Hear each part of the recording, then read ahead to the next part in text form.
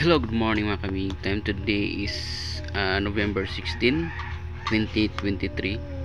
Okay, so lumabas wala kahapon. Recap muna tayo, no? 2 p.m. is 416. Sayang hindi pa nag 412, no? Okay, so 5 p.m. 630 and 9 p.m. 108. So please like and share. So magbibigay pa rin tayo ng pampaswerte ngayong araw. Alright, so bago dyan, ibibigay natin yung coding dito. Baka manalagay sa coding, ha.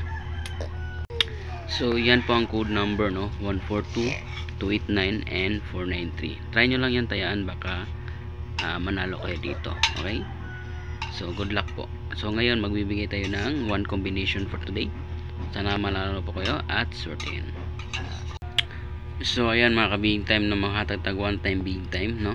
118 target 100 and rumble 100. So try nyo lang yan, baka certain kayo mamaya, no?